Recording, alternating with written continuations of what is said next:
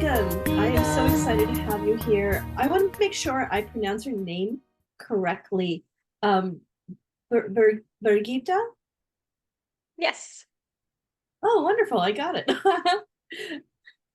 All right. Well, an honor to have you here on the topic of elevating your voice. And I have been looking forward to listening to your voice and having a conversation. So, without Yep. further ado, maybe share a little bit about your journey, your story. Yeah, sure. Thanks for having me on the show, Shilpa, first of all. So my journey started in 1974 when I popped out of the womb. And on a sunny Tuesday morning on the 25th of June at 10 a.m. Well, as you can imagine, as a baby, I can't really remember much, but as I grew up as a kid, you remember stuff. And the 1980s were so different to what life is like now. I actually miss the 1980s. Because people communicated so much more from the heart than what it's nowadays, all through electronics. But anyhow, so at the age of probably 9, we moved to Singapore, and then a year later we moved to Malaysia. I loved it, loved the culture, loved the people, so different, and the food. Don't even get me started. Yeah. But I mean, so that part of my childhood was great. And then we stayed with a friend of the family, as my dad had lost his job, and so we had to move out. And I was actually molested by this friend of the family, and my parents didn't know. But what do you expect? I'm 10 years old. It's the 1980s. What do I know? And life is very different now. I think people are more open about it. They know that they can ask for help. But back then it was very different. So I potted it up because I didn't understand. And it was like that, kind of like my childhood changed.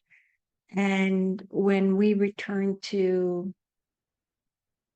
Holland when I was 13, nearly 14, my dad passed away. And that was really hard as well. And I think anyway, it doesn't really matter what age you are, Shilpa, losing a parent is always hard.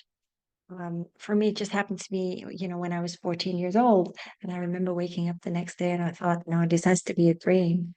It wasn't. And I just, such a banging headache. I just didn't know what to do with my grief. It was just, I couldn't imagine, I just couldn't imagine that he was gone. And he suffered from coronary heart disease. So he'd been in hospital, but then he went out cycling, didn't take his meds, and he just fell off his bike. That was it. Took like a last breath, and that was it. And so he was nearly 44. But coming from Malaysia and returning to Holland and going to school, that was a culture shock, total culture shock, because in Malaysia they wore school uniforms, and here in Holland they didn't. And me and my sister wore secondhand clothes. I mean, I didn't care, but I was very, very skinny, and I was bullied because of that. I was also very tall, like 5'11", and I had this immense fear of boys. So I needed to go to a classroom, and there was a guy or boy in the hallway. Oh, I take another route to get to the classroom. That's insane how scared I was. I look back at it now, but it was just that ingrained fear within me. And I was really good at throwing away my homemade school lunches, which my mom didn't know at the time. And well, I mean, this went on for quite some years, actually. I mean, I would sit home at the dinner table, and I just had my dinner. And back in those days, I mean, I started to work when I was 15, um, on Saturdays and Thursday nights at a department store. And my sister also, well, she worked somewhere else before she went to the department store, and we were still in school, and we'd help my mom pay the rent. That's just what we did, we were taught responsibility at an early age. Um, but My mom did eventually was she put me on a modeling course when I was about 16. And I was picked out for a hair show. I always tell this story because I had hair till about my shoulders. And I said, yes, I'll do it. Great. But then he chopped off my hair into a pixie cut, and I felt really ugly. But even the modeling colors didn't help me lift the weight of my shoulders because I carried so much trauma within me. I was really like the Hunchback of Notre Dame. That's how I walked around because I wanted to be invisible. And I had absolutely zero self-worth. Absolutely none. I really felt ugly. And for many years I did, which, I mean, we're all beautiful. I always say we're all beautiful people. Um, yeah, so even after school, I was like, do you know what? I'm gonna make something of myself. I really am. So I wanted to give the modeling a shot. And I traveled the world, but I could never live of it. And then I was assaulted in the modeling industry in New York by a hairdresser. And even that, I couldn't even talk to anybody. I just carried it with me. I potted it up. And that's why I will always say, Shilpa, when you have trauma within you and you don't heal that trauma, you create even more trauma because your energy is all messed up. And that's why I rolled into dysfunctional relationships. I mean, when I lost my stepdad in 2000, I was 25 and nearly 25, and my mom was leaning on me. He suffered from cancer, so I used to travel from London to Buckingham, where my mom lived, and help her out every weekend. Um, and when he crossed over, she was leaning on me, which is fine. I You could say I had the wrong friends. I always say I had the wrong friends, but it's not about the wrong friends. It's just who you pick. And they were into drugs and all that stuff. So I did that for like 3 months. I had blackouts. That's actually when I stopped. I stopped because I was still working, and I thought, no, no, this is good, and I thought, no, this has gone too far, and I just quit from one day to the next. And and that was in the UK. But like I said, I mean, I traveled the world. And I was always saying this. I mean, first of all, I mean, many people suffer from this doormat syndrome because we want to please other people. We don't want to hurt other people. We want to make other people happy. Yeah. But first and foremost, the relationship with yourself is the most important thing. Giving that love to yourself, that acceptance, that respect. Um, and I didn't do that. I hated myself. And so I was chasing happiness outside of myself, and it was constantly eluding me. Of course it is, because it was here, it was inside of me. And I needed to figure that out. But I was so broken. I attracted so many broken birds into my life because I wanted to fix them up. It was like a DIY project. And I'm not the only one. Many people do it. They go into a relationship, but it doesn't matter if it's interpersonal relationships or romantic relationships, family, you name it. It's like we listen to the opinions of others, but I wanted to try and mold them to my liking, and that doesn't work that way. We should just accept one another the way that we are, and we don't always do that. And we need to leave one another be, because if we try and stump their growth, as I always say, we also stump our own growth and we end up hurting ourselves because that's what we do. But that's the only way that we are going to learn. And so for me in 2009, that was kind of my turning point. When I met, he's now my ex, but he's doing a lot better now. He, this is what I did. I bought him a plane ticket from the US to Holland. And excuse me, but if you want to come and visit me, then maybe you should buy your own plane ticket. But I wasn't, I was very different back then. And so I paid for it and he came, but I didn't know that he was like a crack addict. I didn't even know that. It was like in phases. So he was all right for a little bit, and all of a sudden, oh my gosh, I was just like, I'd never seen someone on crack before and having crack hands and haunt my stuff. And oh my goodness. And then he landed in bed with the Crips in Holland and he pawned from them. And I did try to help him and he did want to get better, but he wasn't able to get into a clinic because he didn't have a social security for Holland, which is like ridiculous. It's like a catch 22 because, here's someone who really wants to get better, but you don't want to help him. And so when he just fell off the rails again, it was he pawned from the Crips. They held him for ransom, and I did help the police. I was I had never experienced this. I was so low. I was in such a fight or flight mode. I couldn't even think properly. And so my mom, she helped me move from Holland to the UK in like the space of 3 days.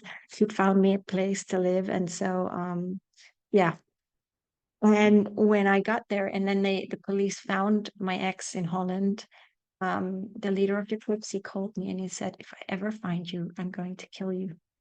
And that really just shook me to my core. And I downed a whole box of ibuprofen, which I know is really lame. And like I say, I always say a lame attempt at my life, but I just I just didn't really know a way out. But all that did for me was like I had a good 12 hours sleep with a headache gone.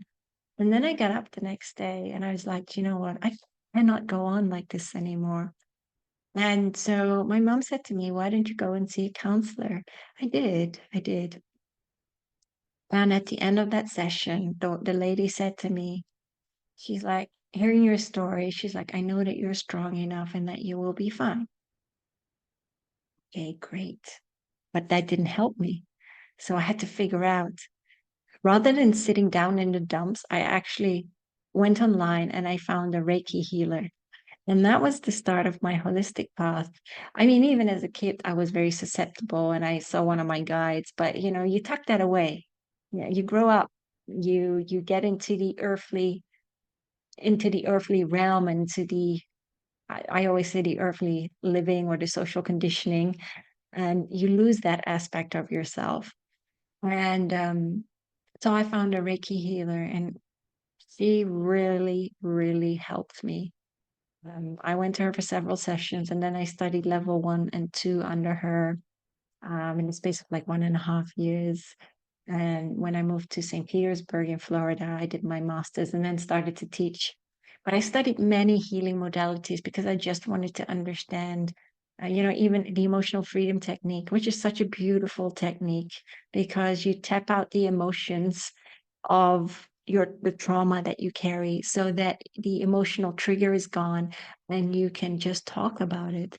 It's so simple, so profound, and it does wonders. Because I mean, I helped quite a few people in the past with that. Um, yeah, I studied aromatherapy, holistic nutrition, meditation, um, yeah, many other healing modalities.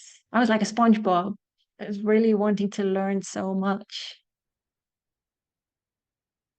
Sounds like your journey really, although it came from pain, you became earnest in seeking a way to heal that was outside of what I feel like often is Western approaches, which is somebody putting judgment on you and having you talk about it, talk therapy, which in and of itself is fine. But when you combine it with some more holistic modality like tapping, I feel it takes it to a more deeper level. And it sounds like through this journey, though, you were also able to find your voice because you talked about being shy. And Yes, I'd like to have you share, like, how did you elevate your voice? took me many, many years. I think also, in the corporate world, I was bullied a lot as well. And that did not sit well with me. And a lot of the times I left. And it was just because of the way that I work. I'm very organized and very meticulous and I'm quick. I just understand it, boom, and it's done. But that's just the way that I am. And I was constantly being kicked into a corner in every aspect of my life, but I allowed it. I allowed it. And the universe, my guides must have been sitting up there. Parkita, Parkita, when are you going to change? When are you going to learn from your experiences? Because everyone that we meet is a reflection, is a teacher. And that's how we should see it. I needed to understand it from that perspective. And it's only been several years that I've found my voice. And since my writing, and I can't even remember how it just started several years ago that I was just fed up and I thought, you know what? I'm gonna take back my power. I'm gonna stand in my power and use, just say what I want to say, but not in a horrible way, but in a respectful way. I think people need to give one another space, even though that doesn't really, hold space for one another, even though that doesn't really happen. But I have found that standing in your own authenticity, standing in your own power, and just stating like it is without having these labels of fear, regret, of oh, I call them these red or negative labels that you carry within your mind. Um, no, if you're just genuine, if you're just you and you say it like it is, um, then there is nothing to fear. Absolutely nothing. But yeah, like I said, it's taken me many, many years, and that's why I'm an open book to people. And even at work, I do say it like it is. It's not always, how do I say that? It's frowned upon.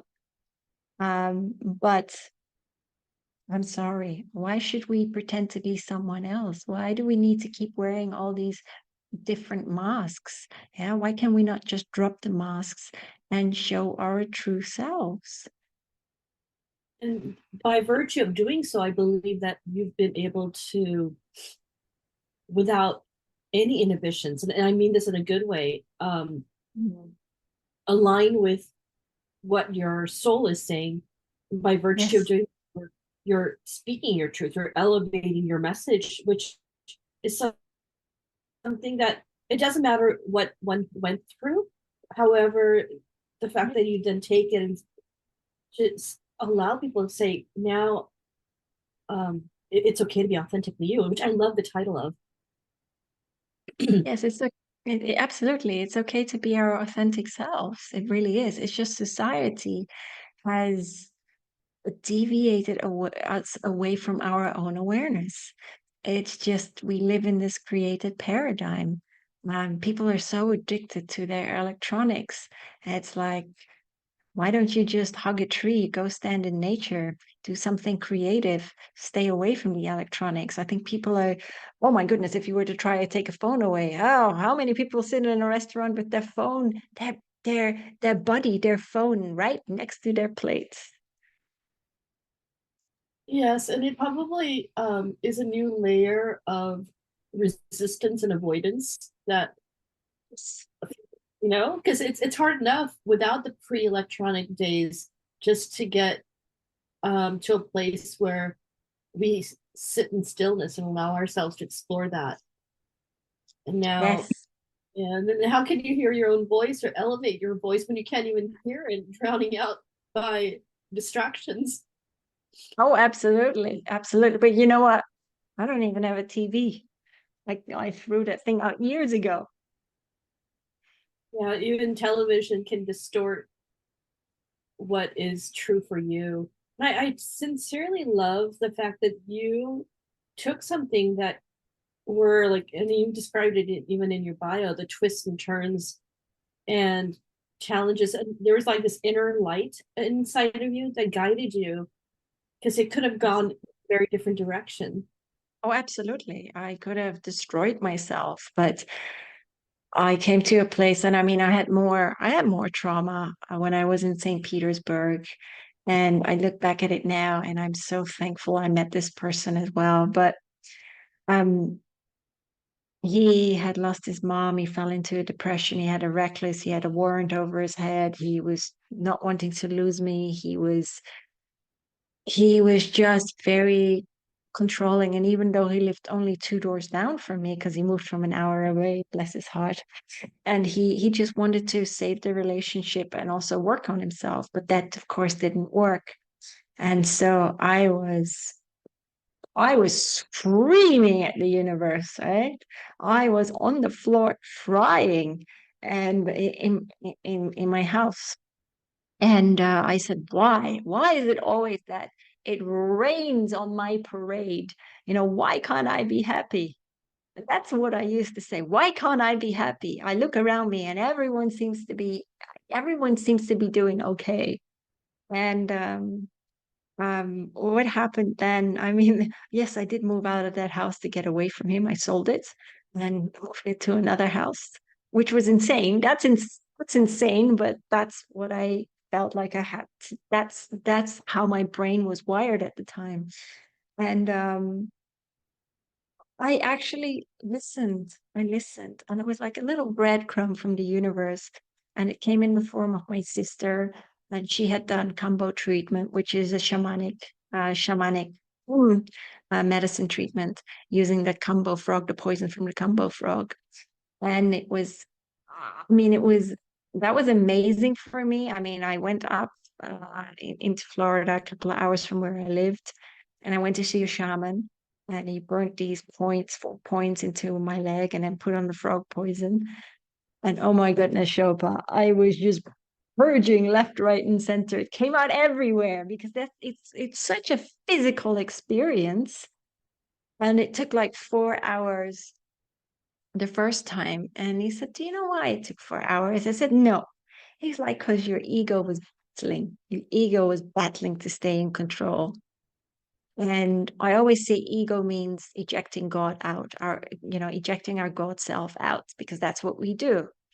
And yeah, so 4 hours. And I can tell you this much.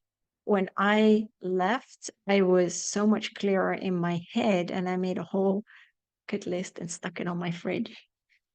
And several weeks later, so I went skydiving, for instance, because I have a fear of heights, but I did it anyway. I did it anyway. I went running for charity because I promised my stepdad in 2000 that I would after he'd crossed over. And I didn't do that for 16 years. And then I started running. I finally did it, and I crossed these things off. And then I met my former mentor, Alania Starhawk. But it was almost like the universe kicked me out the door and said, you need to go to that fair. And I did. And so I met my former mentor there, and she's what you call an Akashic record healer. So she walks you through your past lives. And in one of these past lives, my ex he had leached off me sometime in the Middle Ages because I was very well off, and he wanted to climb the social status ladder. And he poisoned me with a kind of arsenic, and it took several months for me to cross over.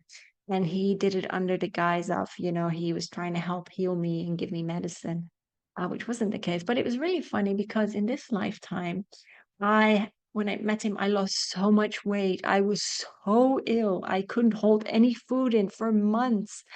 I was skin over bones. I couldn't even hold a cup of tea in. That's how bad it was. And so she she didn't know this when I went to see her, Alania Starhawk, and she explained that to me, and I said, you know what, that actually resonates with me. And then I explained it to her, and she goes, that's just, a karmic tie. Once that was removed and that was healed, that aspect, I was left in peace. That's how it works. It's like the energy just changed, and my ex just worked on himself, and he got himself out the gutter, and he's doing very well for himself now. But it it it took me a long time to understand this. And so from there on, I took a workshop and I learned to channel. And that's was very in the beginning, it was very healing for me as well, because I just asked questions. And it was really an exercise that she gave us, where she said, just take a pad and a pen and just say to the universe, I'm ready and open to receive. Well, I think my mind was so far gone as it was shot.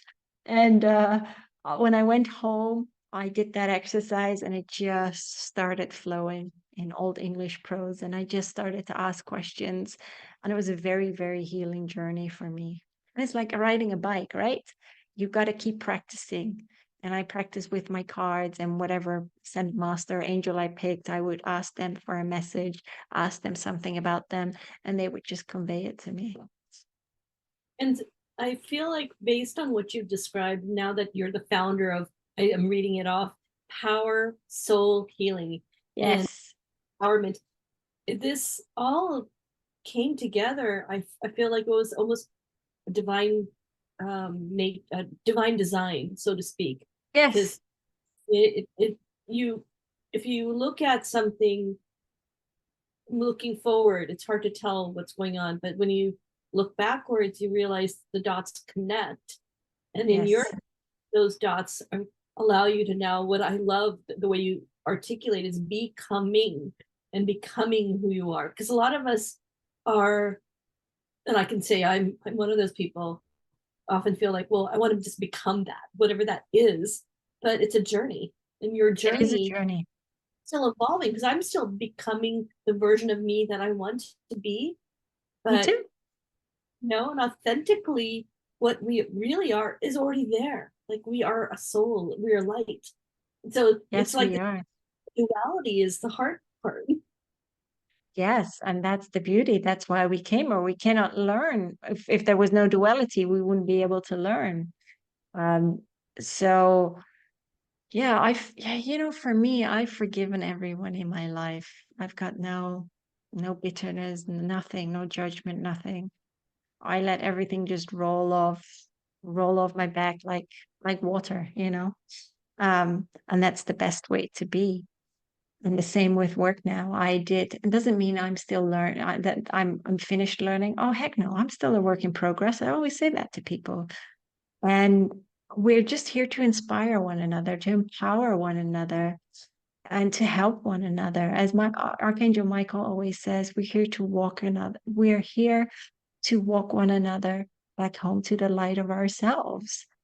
And as Saint Germain always says, well, why are you here? People always ask me this, and he always, the first thing he said to me years ago is like, you're here to return to that love for yourself and each other, nothing more, nothing less.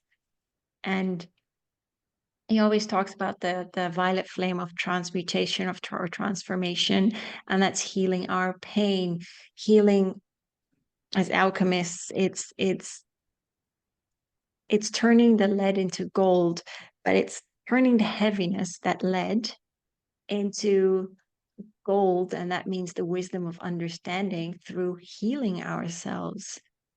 And it's so important to heal ourselves. It doesn't matter how you decide to heal. People don't agree with what I do because now I do light language healing, which is an ancient form of healing. It's been around since the beginning of time, but just like Reiki, it's been around since the Atlantean times. And I say to people, if it doesn't agree with you, and that's okay. You have to do whatever agrees with your spirit. Yeah, because I'm not a Yosemite Sam saying, you know what, you have to do light language. No, and it's the same with my book. It's like, if it resonates with you, great. If it doesn't, that's okay too. And how is it in that, in your book, you were inspired to, I keep using the word voice, but using your light, using your voice, what inspired you to go there? Because there was a Yeah. life, it sounds like, where of even articulating your concerns or fears wasn't something that came easy. No, so when we were shut in because of this COVID experiment, as I call it, um, I had already started writing a book in 2000, in the year 2000. And I put it away because, I had to go through so many more experiences. And then when it hit, it was like my guides, the universe was saying, excuse me, you need to sit down and you need to finish writing this book. I'm always like, excuse me? you know, I had a full-time job. And but I did. I wrote it in the evenings and I listened to their guidance because there are many channeled messages in there. And I tell you what, Shilpa, it helped me so much. So many life lessons in there, which helped me heal a lot more because I still needed to do the shadow work, of course. Yeah, it was just very empowering for me. And I think through writing that, I really found my voice. And yeah, it's been an amazing healing journey. And that's why I say to people often, journaling is very powerful because you write your thoughts away onto paper. And I didn't write the book for me. It was just a mess. I was told to write it, and I was just there, the scribe, as I always say. I was the scribe. So yeah, and my experiences, I hope my experiences help other people. But what they made really clear about experiences is that, do not remain by the side of the road. Do not remain in that victimhood, regardless of what happens to you. Yes, life can be tough and we go through a lot of pain. We go through a lot of struggles in life, but they say, look at it from a point of your experiences are opportunities to help elevate your awareness and understanding what life is all about. Um, And yes, I mean, I've overcome a lot. Many other people have overcome a lot.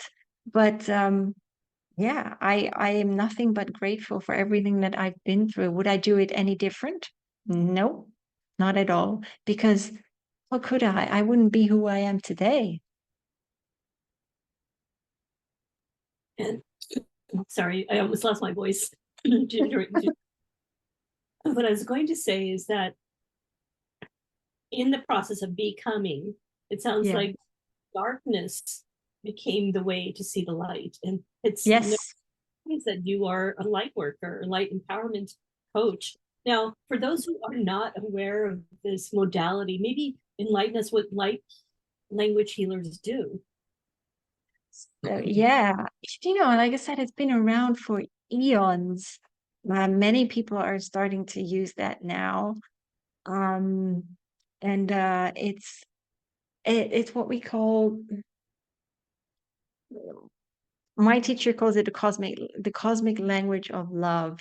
Um, and on a conscious level, you're not going to understand it.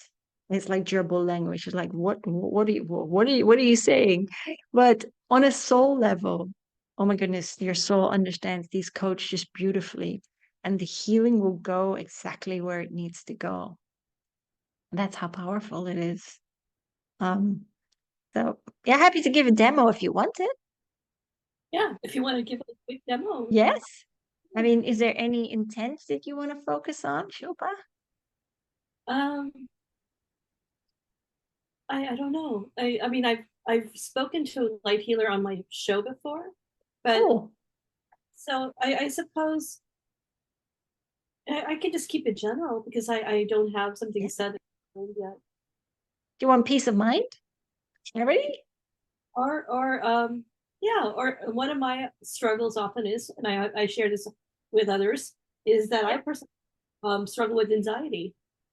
Yeah. So Yeah. Okay. We can focus on that and give you a little bit more of inner calm. Okay. So I'm going to ask you to close your eyes. And just, take a very deep breath in and gently let that go. And take another deep breath in, full of positivity and light. And gently release all the heaviness and the negativity. And just think of your intent. Just envision that, visualize that, and then put it in the fertile soil of your heart and nurture that. Okay, so when I'm going to bring through the light codes, I always say to people, just allow it to flow through your whole being.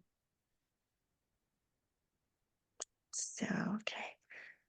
Ta silililia malakui niki aluehe mayuki a mukoini la tisi anu iliki ia maluia ha tisi mue a tui alele la kushi wa miki amahu tale ki anu ia sikayo ehe muini walaha Ki si I malahe wa he tu siki ini wa ha kurini ki ama we hele ki kuki ki amalu e ho shishimi alu e ki ama ha ini ki ama kukuku ini asiku e tokiti amoi ni wa ha ta siki ama u ta simiki ya we he wa u and just gently, gently let it flow through you. Kiki ikima kuki ka nukisiki tukuto kasi yamaku inniki yamaku koko. Tiki. Thank you.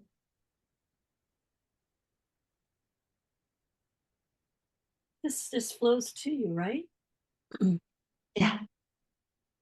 So it's so appropriate that you are speaking on the topic of elevating your soulful message, given the Mm. uh, light healing. And do the words, as they come to you, map to a language that you understand, or is it more intuitive?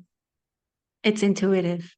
So this for me was very light. It was very, I just saw the colors pink, just pink floating through you.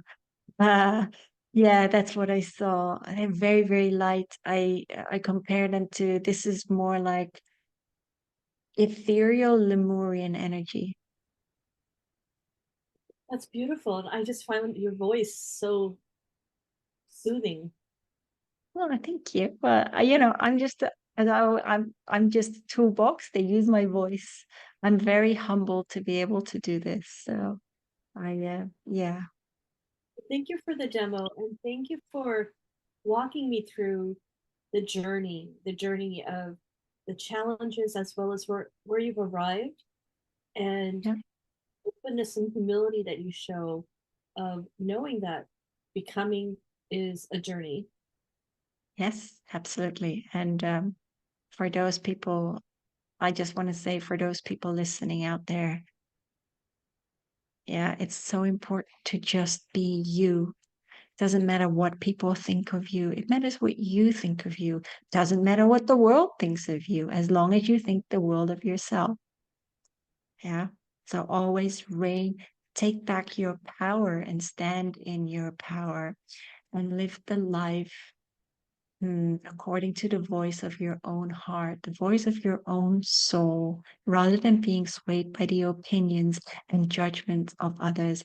Because when people have opinions about you and they judge you, it says more about how they feel about themselves than it actually says about you. So always remember that and just be open, just be kind, just be forgiving and just walk your path. Walk your path and talk your talk and be humble, be kind, be compassionate. And most of all, do not put yourself in the boxing ring because oh my gosh, I've done that more times than I care to remember. But the mistakes, I don't call them mistakes, they're experiences. That's all it is. You're here to experience the experiment of life. And early in the podcast, you used an expression that I often use, that we are having a human experience, but what we really are, Yes. authentic light. Yes. And you know what human means, right? When you split the word up, you've got you, HUE, and I always say that's light.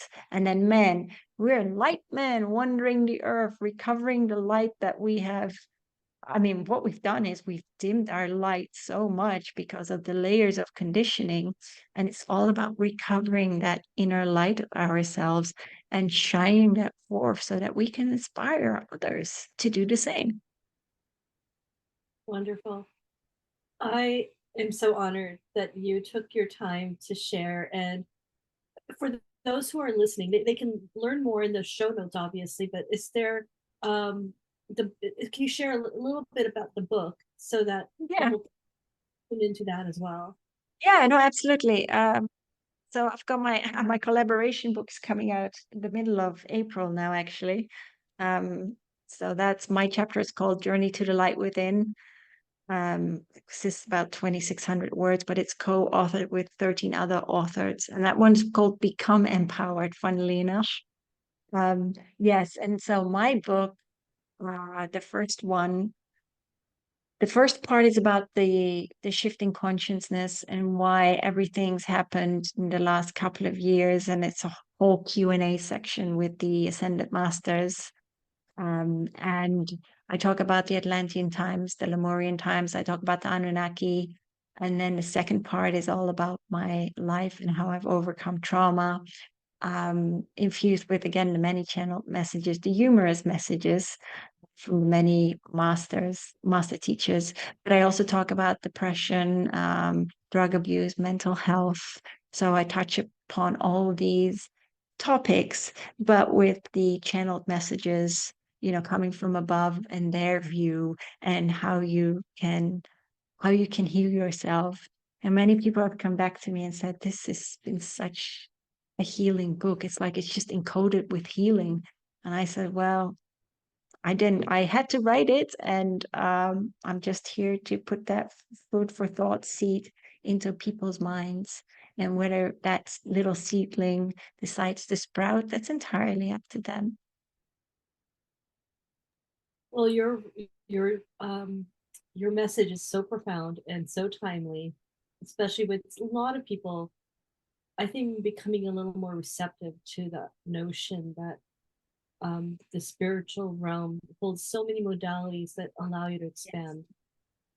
Oh, absolutely. Absolutely. And I'm so glad that more people are awakening now. It's just beautiful to see. And that's why it's something, Shilpa, that's why there is so much darkness in the world that is surfacing.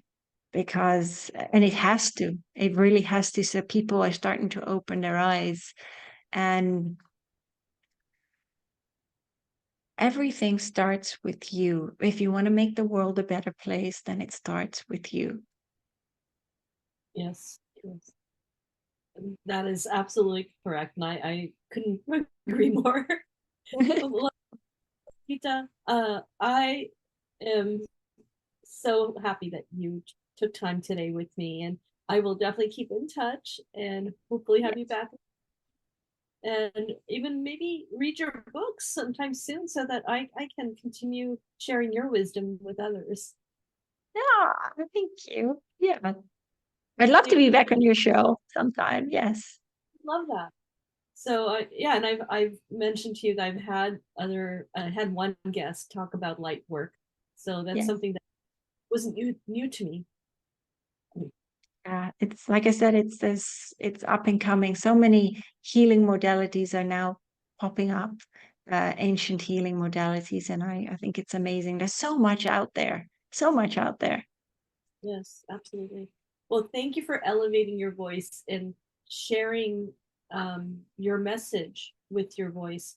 And it is definitely a gift. And I hope you have a lovely day. Yeah, thank you so much for having me, Shilpa. And I just want to say one more thing. Look, for any of your listeners that are suffering, just please do reach out to someone rather than sitting there. Just reach out to a friend or reach out to anybody and talk to someone. I totally agree. I know for myself and others, um, sometimes the isolation that we think we need, Yeah. self judgment, and others are not judging you. It's better to kind of expand to those who could potentially guide you and put light on your path. Yeah, absolutely. Absolutely. Thank you. Well, and I'm going to encourage people to look at the show notes and look at your book and follow you so that you can also be instrumental in helping them. Oh, thank you. Thank you. Have a good day.